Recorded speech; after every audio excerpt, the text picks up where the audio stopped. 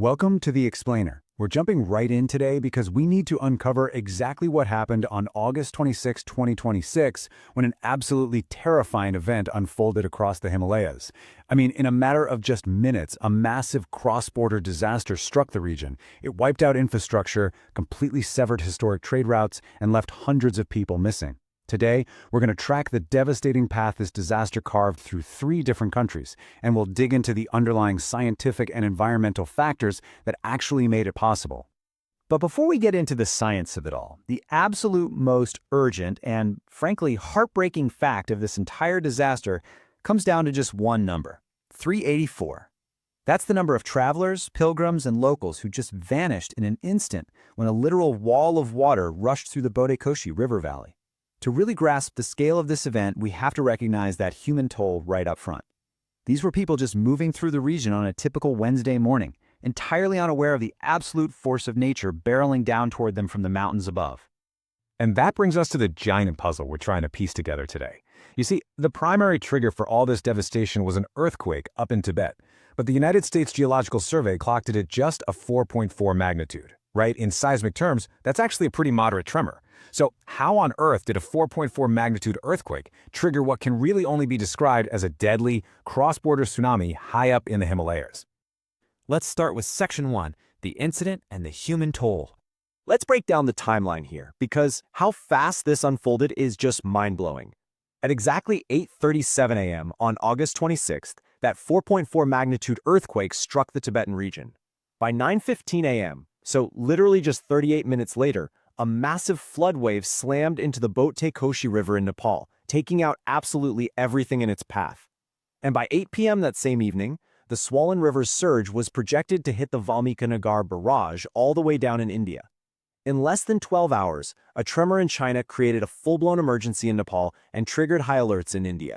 Now, if we look at a breakdown of those 384 missing people, it becomes clear this wasn't just a localized tragedy, it was a deeply international one.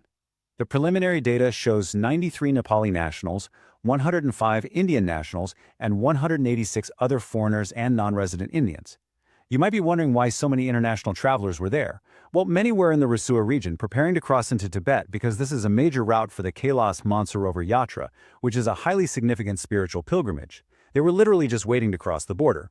Drilling down into the specific data from the Nepal Tourism Board, you really see the real-world disruption of these travel routes. For instance, of the missing Indian nationals, 59 were booked with Samrat Tours and Travels, and another 46 were traveling with Leaf Holiday. So these were organized groups.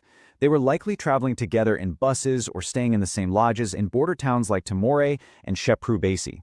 And tragically, those towns were situated right in the worst-hit zones. Okay, Section 2, swept away, the infrastructural damage. The actual geographic path this water took is terrifying. It kicked off with a mudslide at Jirang Port, which is a major China-Nepal border crossing in Tibet, triggered by that earthquake.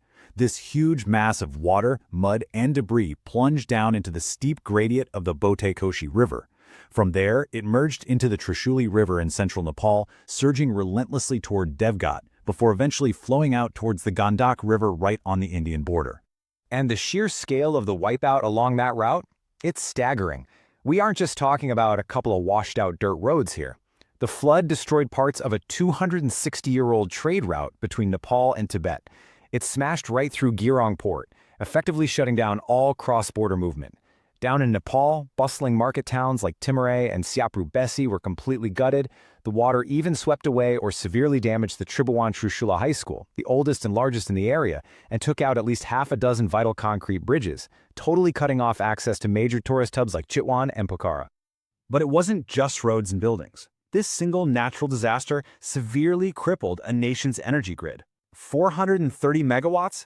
That is the amount of power generation capacity knocked offline by this flood, mostly from hydroelectric projects situated right along those steep river valleys. To put that into perspective, that represents over 12% of Nepal's entire national hydropower capacity, just gone in less than an hour.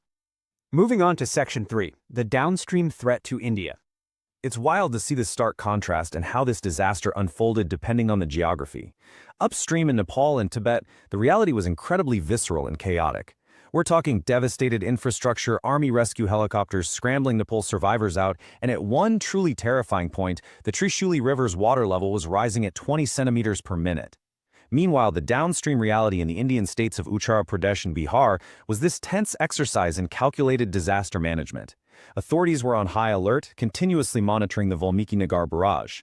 Thankfully, mathematical projections showed the Gandak River was expected to remain below the ultimate danger level once it spread out onto the wider plains. However, even without a catastrophic overflow in India, there were still massive mechanical threats to deal with. Downstream authorities had to instantly shut their local canals. Why?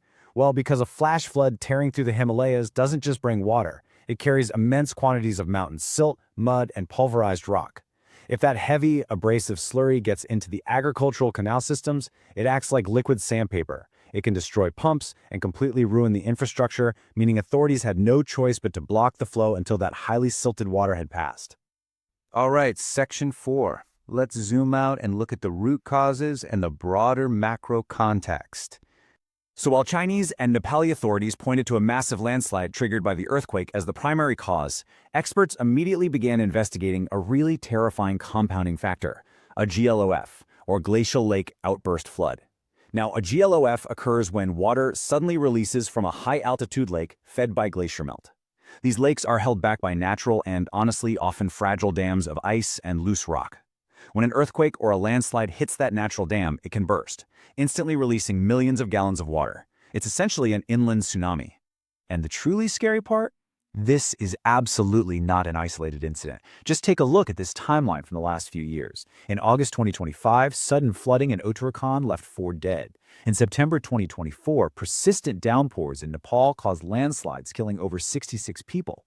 In October 2023, a massive glacial lake outburst in Sikkim, India, left 179 dead. And in January 2023, the town of Joshimath literally began sinking into the earth due to subsidence, forcing mass evacuations. We are looking at a grim, dozen-year trend of severe regional crises stretching across the entire Himalayan range. This leads us perfectly to a very sobering observation from a recent Reuters report. They note, analysts link the rising frequency of these disasters to climate change and widespread development across the fragile mountain region. It's a dual threat, right? On one hand, you have rising global temperatures melting glaciers and creating these swollen, highly unstable glacial lakes. On the other hand, you have massive human development, dams, highways, trade routes, and tunnels being aggressively blasted into a geologically young and very fragile mountain range. When these two massive forces collide, the results are just catastrophic. Which leaves us with a pretty critical question to ponder. As nations continue to build higher and heavier into the Himalayas, chasing vital economic development and energy independence, can our modern infrastructure actually survive the inescapable, violent realities of a changing climate in one of the most volatile mountain ranges on Earth? It's a huge tension between development and ecology that the entire region is going to be forced to reckon with for decades to come. Thank you so much for joining me for this explainer, and